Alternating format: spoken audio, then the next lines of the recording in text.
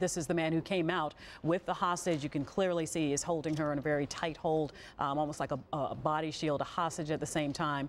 Police, then you see right above our banner, guns drawn. They are right there, complete high alert, waiting to make their move. You see the red dye coming, the mist coming from the dye in the money bag, and then this is the point where she is able to break free when he slips on what looks like ice there, and she runs. You're seeing live pictures right now from one of our cameras of the police presence there in Tacoma Park. Again, this all began unfolding at 9:30 this morning at the Capital One Bank at 1181 University Boulevard.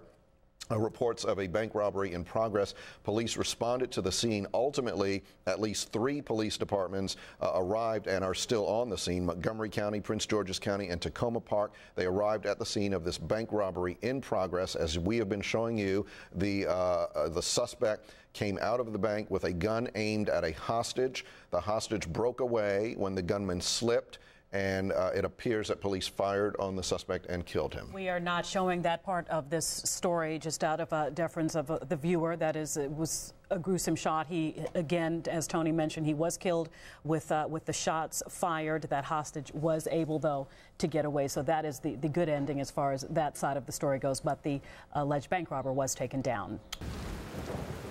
Welcome back to Fox 5 and continuous coverage of Hurricane Irene.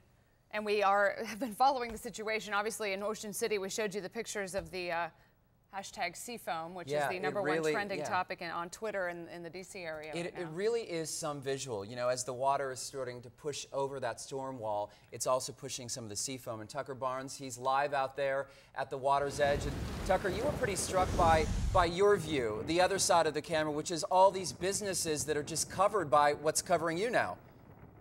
Yeah, we've got seafoam everywhere at this point, all over the boardwalk, and it's starting to stick to some of the hotels and some of the boarded up homes here along the boardwalk. It's just amazing stuff. Never seen anything like it, to be honest with you.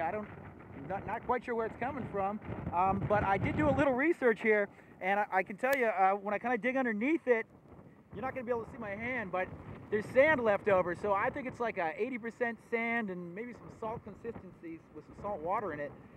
But it's covering everything, covering me, as you can see.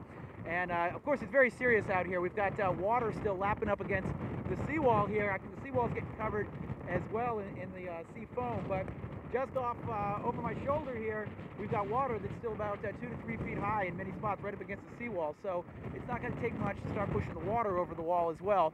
And as Gary and Sue have been mentioning, the eye of the hurricane expected to pass overnight, so we're not done with this yet.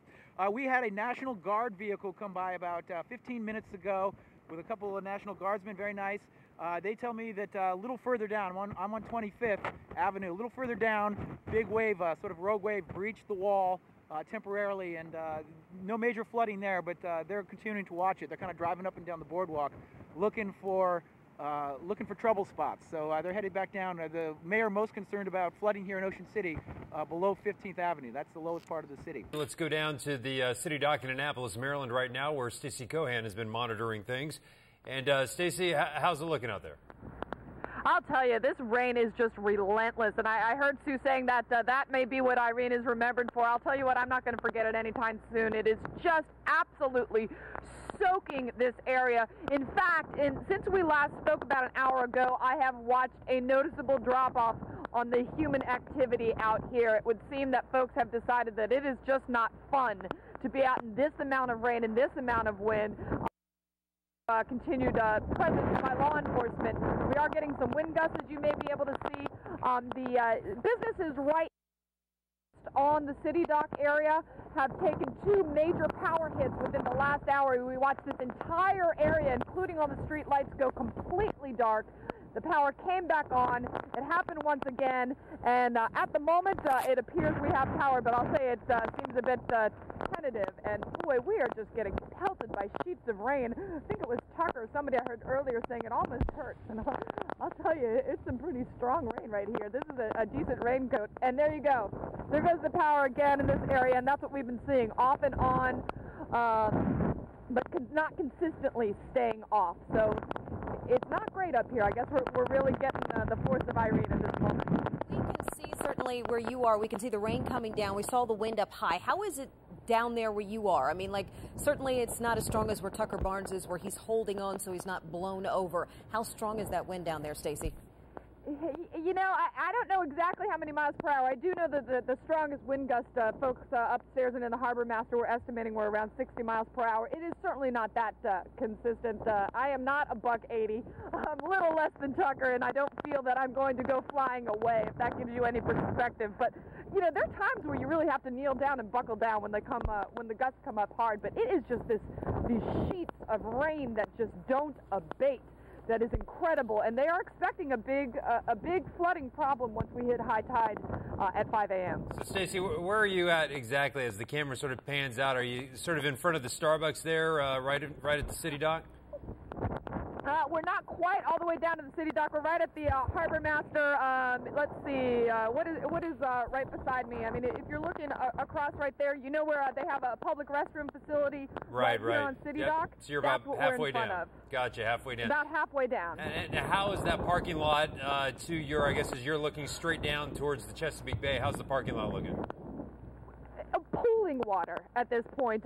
You know, the lights have gone out. I've actually been using some of the ladders that they have going into the water as my gauge, and we really haven't seen a rapid rise, but they're expecting that to change once high tide hits. It's just big problems with pooling water right now, but with all of this, there's going to be flooding come morning. All right, Stacey Cohan, we'll let you go tonight. Thank you for giving us the update there. Speaking of flooded areas or flooding that we're used to seeing in storms like this, Roz Plater live in Alexandria tonight.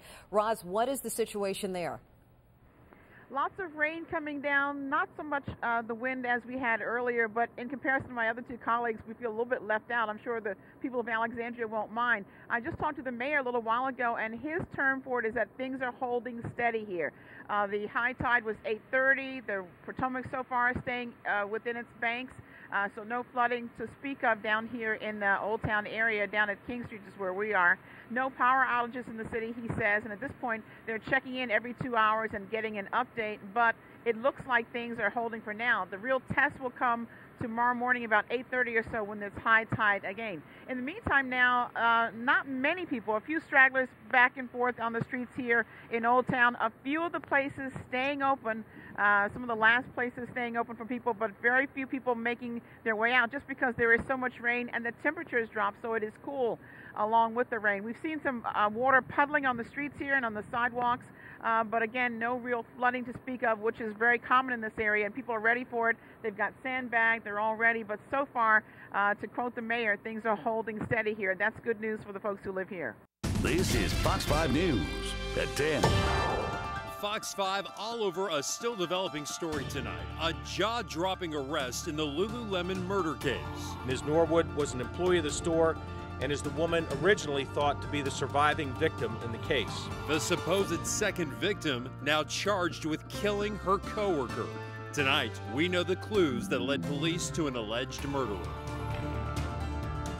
Good evening, I'm Brian Bolter. And I'm Sean Yancey. It's the case that's gripped a community. Two masked men killed one young woman and beat and raped another. Tonight, police say this woman, 27-year-old Brittany Norwood, made that whole story up. We're working this one from every angle tonight. We start off with Fox 5's Roz Plater live at police headquarters in Rockville. Roz, what have we learned? Brian, police have been baffled by this case for days. Tonight they tell us they believe they have it solved, that they're dealing with the lone assailant who carried out this horrific crime, then launched an elaborate cover-up.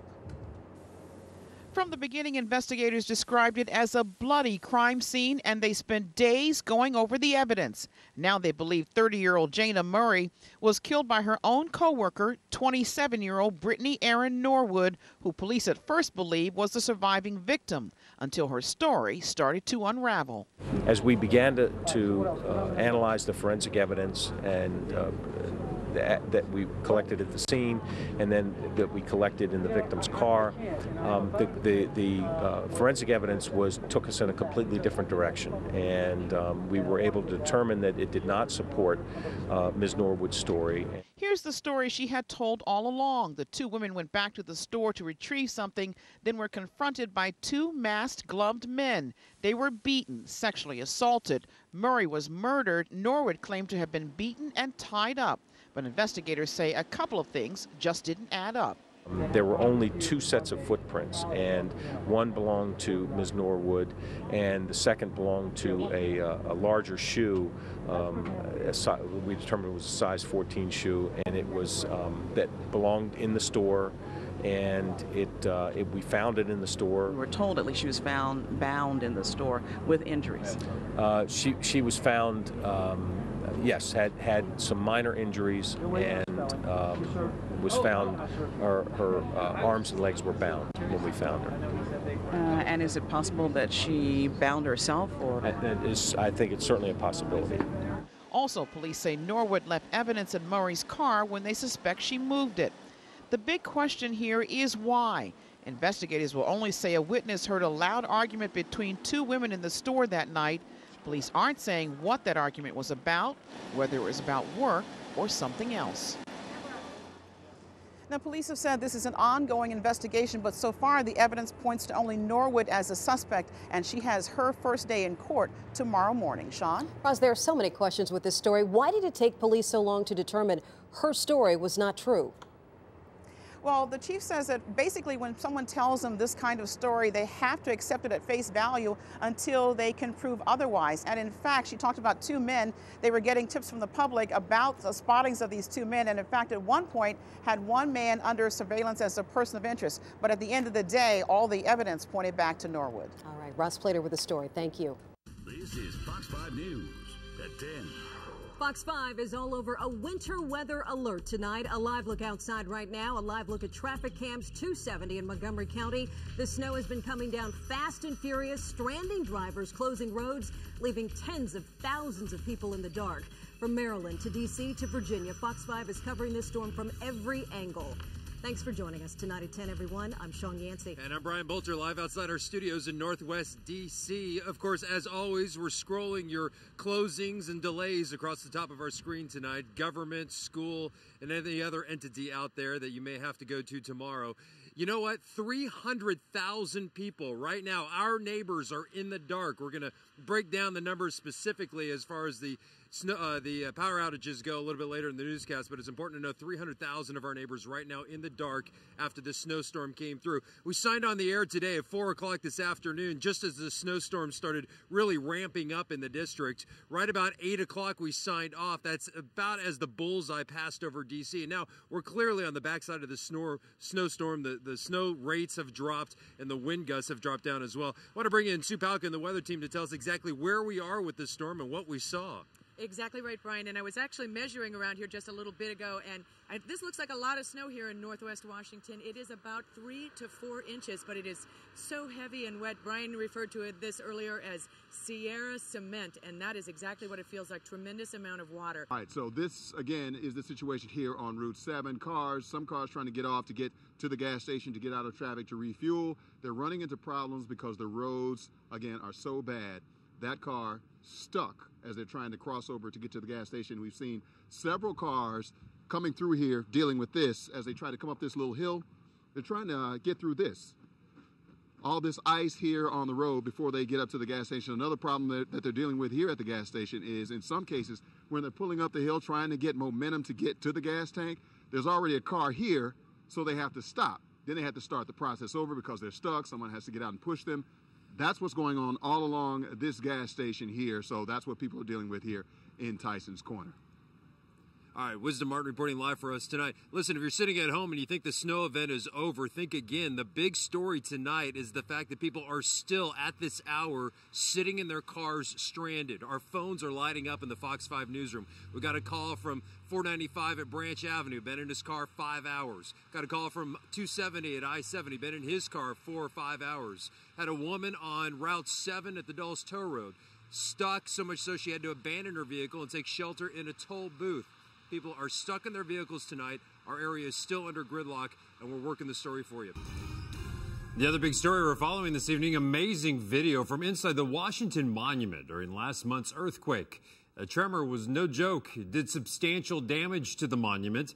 And now Fox 5's Matt Ackland live on the mall talking to people who rode out this wild ride. At the very top, Matt, you tracked down 2 people who must have the story of a lifetime. Yeah, Brian, we all remember that day when the ground started to shake here in D.C. A lot of us were scared, including myself. But just imagine if you were at the top of the Washington Monument. We're talking about 550 feet in the sky, and Brian, that's a very old structure there.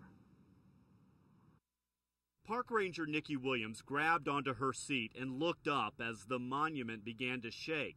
Her fear, it was a terrorist attack. And I felt it shaking beneath me. I felt the walls moving, and then you have debris starting to hit your head. 3 cameras at the top capture the scene as the quake gets stronger. Those inside the monument say it began to sway. I first thought was to just run, and then I realized time and place, I have to get these people out of here. You can see Patty Anderson and several of her family members heading for the stairs. We talked to her minutes after she watched this video for the first time. It actually seemed a little more dramatic than I remembered it. That's Patty's sister in the yellow shirt. She pulls her son back from the stairs to avoid the falling debris. Then they both fall to the ground. The worst part was really just seeing how it shook and then everything falling from the ceiling. You can see all the debris falling and, yeah, seeing my sister on the ground. Officials with the National Park Service say the monument itself is structurally sound, meaning it won't fall over.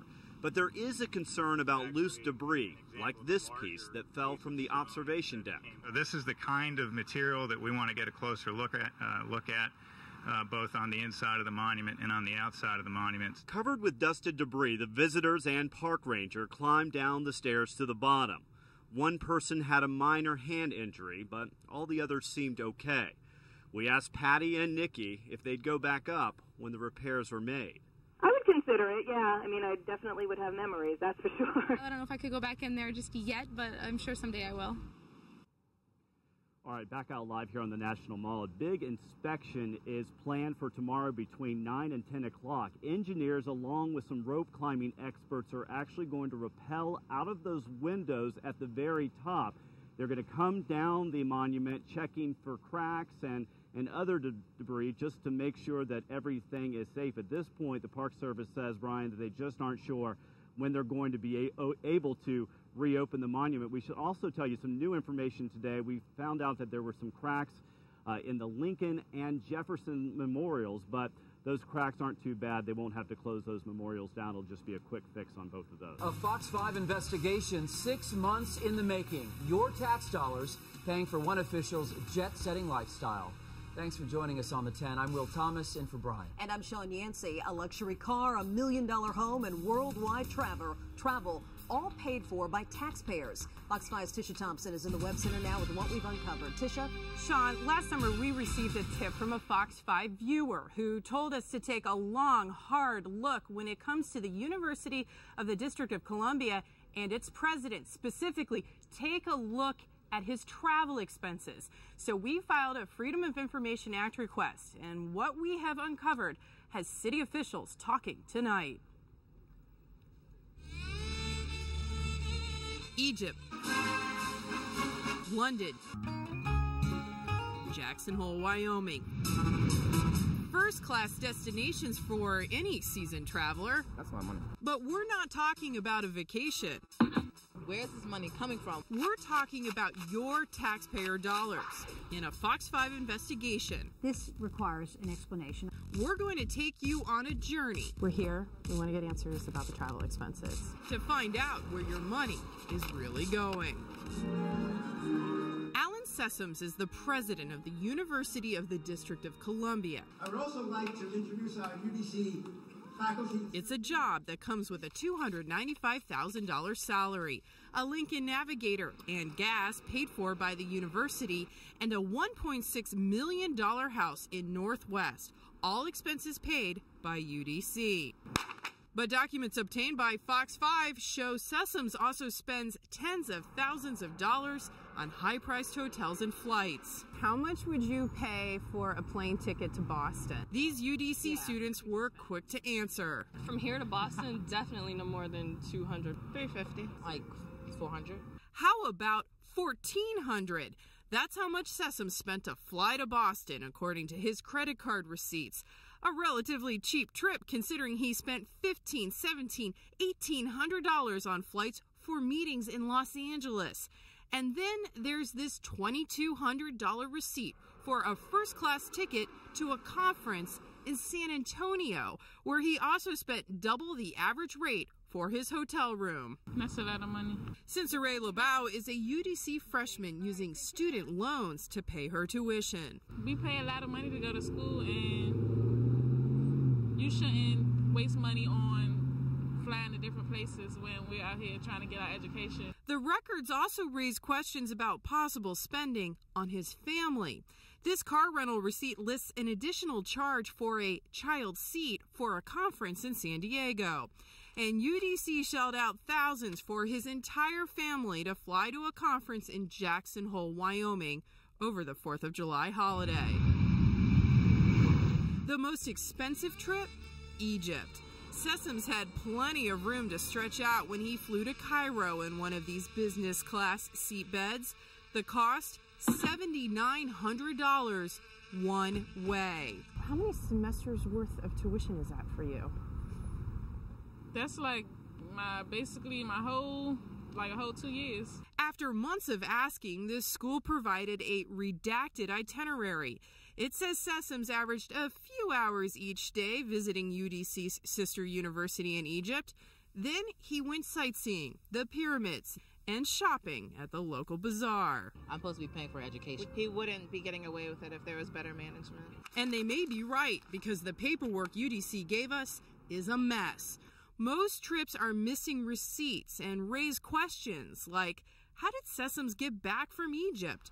We know he made a stop in London and spent nearly $1,000 on hotels and transportation. But UDC says the documentation doesn't exist for why he was even in the UK or how much he spent to fly back to the United States.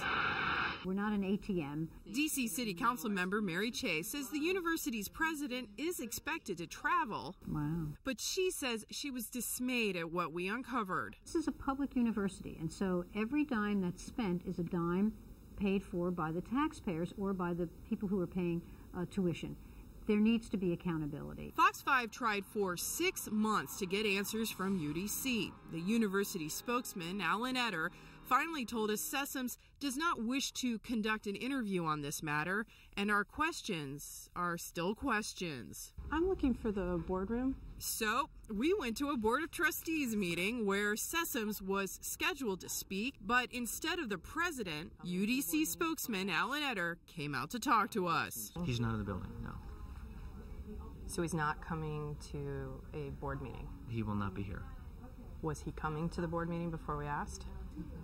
I would assume so. I talked with the secretary and she said that he just a few minutes ago said he won't be here. We've been asking for 6 months. Mm-hmm. Your statement to us was our questions are questions.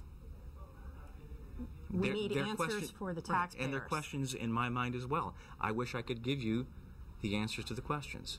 I don't have the answers to those questions. At that moment, in walked Joseph Askew. Mr. Askew, Tish Thompson, yes. FOX5. The chairman of UDC's Board of Trustees and Sessoms' boss. Does it concern you that he won't answer questions about travel expenses? If he is not responding directly to the press, then that's a decision that he has to make, and it's a decision that he probably believes in the best interest of the institution. But it's taxpayer dollars. Exactly. Everything that we do, the lights that we have here are associated with taxpayer dollars. So like I said, we take every expense here at the university, including the president's travel, very, very, very importantly. Will you be talking to him about this? So we're in the process of getting the explanations associated with all this travel, and in the event it's deemed that it's appropriate business travel, the board will make a decision. Now, there is a lot of paperwork that we went through, and buried within all that paperwork was something very interesting. This is a check for more than $6,000 that Sessoms wrote to the University of the District of Columbia, but we don't know why, because they don't explain what he's been doing on his trips. If you want to see the documentation and how we came to these conclusions, we've made a special timeline for you, and as you can see, you can go through all of his trips and all of his expenses, and when you click on a trip, this is when he went to La Jolla and Torrey Pines, we have shown you what documentation there is. If you want to see it yourself, you can click on the links. There's his trip to Jackson Hole. You can see how they paid for both the president of the university plus his wife and his kid. That's an example right there. You can see all this by going to our website, myfoxdc.com. Sean. All right, so Tisha, we know that as a university president, he has to travel, but do we know why he's taking all of these trips? UDC is not answering any questions. The one statement that we did get from Alan Etter goes like this: Sessoms travels frequently for purposes of engaging the academic community and promoting the university. But here is the thing. We're going to go back to the website here. There are all of these trips, right? Some of these trips, like this trip to Atlanta and this trip to Jackson Hole, those were on his itinerary of official trips that the university was able to give us. But this trip to Boston, there's another trip over here to the left in Oklahoma City, another trip here down to Memphis. None of those trips were on his official itinerary, and that's the kind of thing that was making students really angry when we talked to them, because they pointed out that tuition doubled when he was taking all of these trips. Well, hopefully after your report, he will come forward and answer some of these questions for us. Tisha Thompson, great job. Thank you. As you saw, this story started with a tip. If you have something you want us to investigate, you can go to our website and click on the tips button on the top right corner of your screen. You can also call our tip line. The number is 202-895-3140. Are you ready for some football? The lockout, which dragged on for 4.5 long months, is now over. The Players Union agreed to a new collective bargaining agreement today. Fox 5 Sports Director Dave Feldman following the latest. All right, Brian, thank you very much. 10 teams report Wednesday. The Skins report on Thursday. We will probably see Redskins players on the field for the first time Friday. The real good news is that the new deal is for 10 years with no outs. So the players, the owners, and most importantly, the fans, and yeah, us media too, won't have to go through something like this for at least another decade. We're happy that we've got an agreement that we have reached. I'll turn it over to Roger to say a few words, and we'll finish it up. Thanks, Steve. You too. Well, it's been a long time coming, and football's back, and that's the great news for everybody. I want to thank Dee and all of the players for their leadership and for securing the long-term future of the game. Wisdom Martin joins me now, and Wisdom, a football fan and a former sportscaster too. But so today you went out and talked to a player, but you also talked to some of the fans. That's right, that's right. And looking at that, seeing Roger Goodell and DeMaurice Smith, everybody's happy, singing Kumbaya, want to get everything back to normal. All right, so today that's exactly what I did. Went out and got some reaction from some fans and some football players, a football player, to get their thoughts on now that this is over and we're ready for some real football. The longest labor stoppage in the NFL history is over, so let the games begin. It's about time. You know, there's a lot of rich people making a lot of money, and the fans just want to see a product on the field, so, you know, get to work. Thank God. Jesus, I've been waiting for a minute. It's a true pleasure to finally see that we've come to an agreement. I pretty much heard it like everybody else did, you know, through the media. It happened so fast now. The media coverage is so great. But I was ecstatic, you know, happy to be able to go back to work, get back to what I love doing. We spoke with Redskins linebacker Lorenzo Alexander just moments after he spoke with Coach Mike Shanahan. He says now that the negotiating is done, it's time to put in some real work. Well, tomorrow I'm going to go in there and get a chance to talk to coaches. Might be making a position change, so get with them, start working on the mental work, and go from there, get our physicals done. And then on Friday, I'm pretty sure we'll get out there and start practicing a little bit. The schedule looks like this. Starting tomorrow, teams can start signing their draft picks. Veteran free agents Friday, and camps start opening Wednesday. So be ready for some fast and furious player movement. It's going to be hard. You know, guys normally have like a, 3-4 week time period where they can go visit places, see the city, get to know the coaches, and kind of make a good decision whether or not they want to come here or somewhere else, for their family and stuff. But now it's going to be, will and dealing. I got to sign right now so I can get into camp on time so I'm not, a week behind in camp, because you definitely don't want to do that. So it's going to be hard. So I feel for guys, but it's going to get done. Getting it done is good news all around for those who love football. That's a good thing, and I think both sides got what they wanted, and let's play some ball. I knew it would work itself out. And now it has. And now it has. Great to get out there and, continue to put on the show that we normally do, and it'd be a lot of fun. So I'll see everybody out there, hail to the Redskins. Yeah, let's do it. Hail to the Redskins and welcome back football. Everybody's happy. We're happy. We're all happy in here because we got something to talk about. And the only casualty is losing one game. And yeah, the people who can't in Ohio don't like it. They lose the Hall of Fame game. But it's just preseason. It's preseason and it's one game. The rest of the preseason remained intact. And that's the most important thing, because the bottom line is people want their football. The players are happy. The union's happy. Everybody's happy. So we can now sing Kumbaya. The Fox NFL network is happy since we have the NFC. Right, and the more money they make, the better for us. Which I think the Redskins are in the NFC. All right, let's take a look at the timetable for what's going to happen with the Washington Redskins. Tuesday, the park is open to the players. The Skins can sign drafted rookies and rookie free agents and begin discussing trades. Thursday, training camp begins in Ashburn, Virginia, although you probably won't see the guys on the field until Friday. And Friday at 6 p.m., buckle down. Free agent signings can be announced. And let's see if Redskins 1 is jetting around the country trying to bring free agents back to the nation's capital. Coming up later on 11, we'll discuss Albert Haynesworth and Donovan McNabb. Now that the lockout is over, is that twosome heading out of town? Sean will discuss that at 11. Well, you hear that sound, and hopefully you think about helping others. It is our 10th annual Stuff a Truck campaign, and you can help the Capital Area Food Bank this holiday season by calling 202-895-3307. That is your exclusive hotline to help. You'll get a hold of one of these great volunteers who are helping out this morning. Oh, there's a phone that's available right now. Cue the people at home to pick up their phone and call. If you want to call in with a monetary donation, again, the number 202-895-3307, but that's just one way that you can help out. That's right. We're also collecting non-perishable food items at the giant food stores at Brentwood in the district, Hyattsville, and on East West Highway, and also Montrose Crossing and Greenbrier Shopping Center. It's all now through 11 o'clock tonight.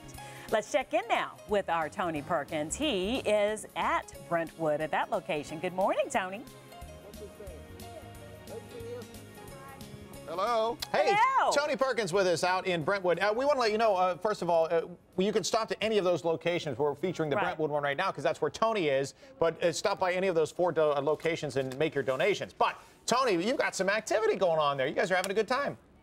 We're really having a good time. What you have not heard yet is some live gospel music. There's a band that's rehearsing back here, and we have to keep quieting them down when we do these hits. But they've been providing music. People have been having a great time. And speaking of music, you may remember Yana Crawley, who was on our show, what, a month ago or something? Yeah, right. Yes. Local singer, local girl who's made good. How are you? I'm great, Tony. How are you? I'm doing great. And can you tell me who this little man is? This is Theus. Hey, Theus. Theus goes to Noise right up the street. Oh, so, very good. Yes. You already said me. Well, are you in a good mood, Theus? No.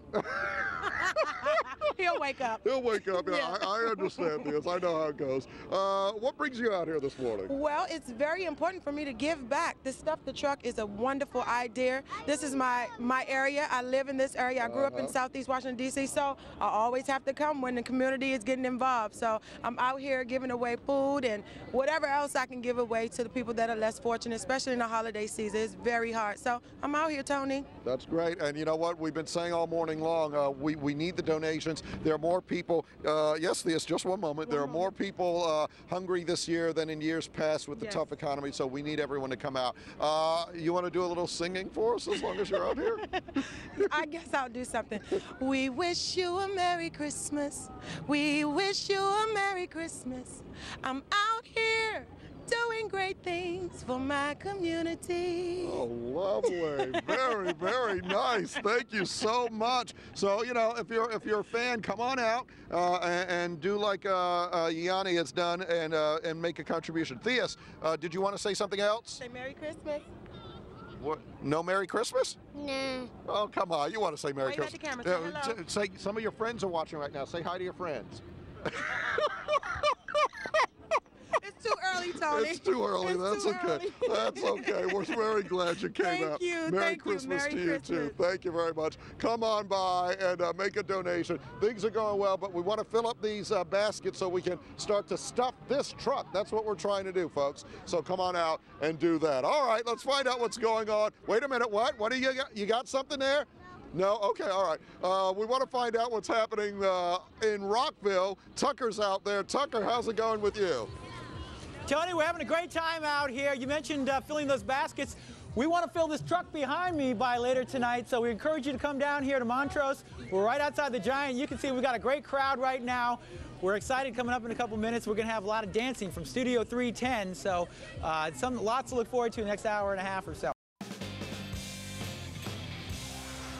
Fox 5 Morning News happy to once again be hosting Mentoring Monday, a chance for you to get connected with the volunteer opportunities. Sarah Simmons is back now with more on how just one phone call can make a big difference in a child's life. Sarah.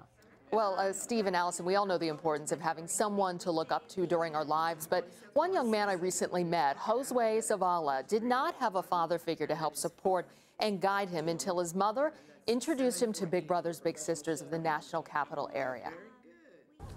For Josue Zavala, hearing encouraging words from Leo Pareja has helped shape his life over the past few years.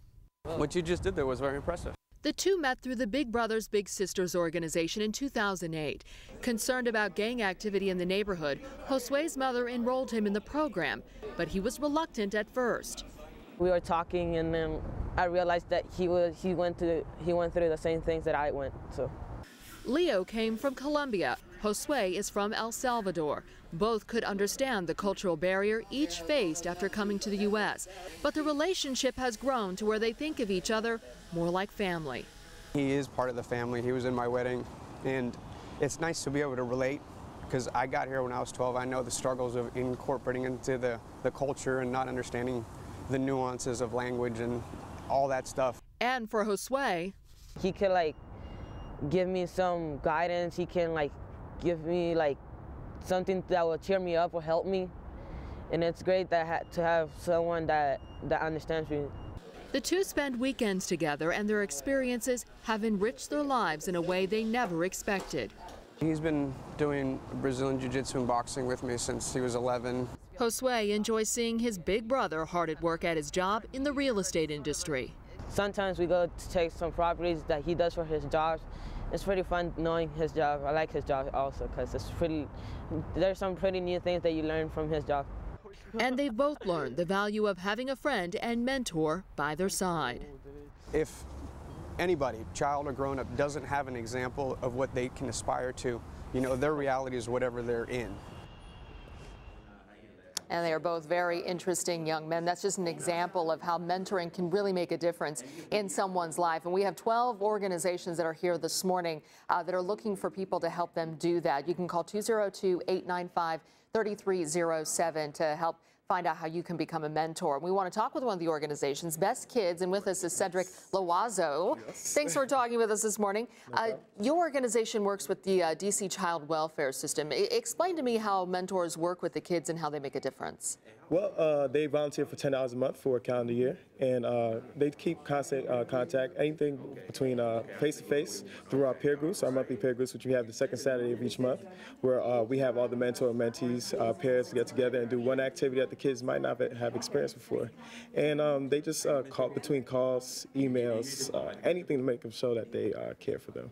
Well, how have you seen some of the children really, I guess, develop and grow by having this exposure with the mentors? Give me some idea how fulfilling it really is for both the mentor and the mentee. Yeah, well, I've seen a lot of change in the kids. I've only been with the program for about 7 months now, but I've seen amazing things happen with these kids. Like I've seen kids that came in a little wild, and they definitely, their mentor find a way to quote, tame them, make them really personable. They were really great kids, and really just find a way to uplift their spirits and show them that they had that talent, and just make them more confident in themselves, and just know that they start caring about people and stuff. And you said you find too that a lot of the mentors end up really staying with the program longer and longer and really putting a lot of time in because it's so rewarding. Yeah, definitely. We have some mentors that have been there for about 6 years now. So it's definitely a great program, and a lot of people usually spend a lot more time past the commitment, the one-year commitment that we asked for. And there's a lot of great organizations here as well that can help folks do that. As we are mentioning, we're talking with them throughout the morning hours, but please give us a call. This goes on until 11 o'clock this morning if you would like to make a difference in someone's life. You can call 202-895-3307. You can hear the phones ringing off the hook, and they can kind of guide you in the right direction, perhaps. This may be the best organization that might be best for you to help mentor a young one out there. Allison and Steve, back to you.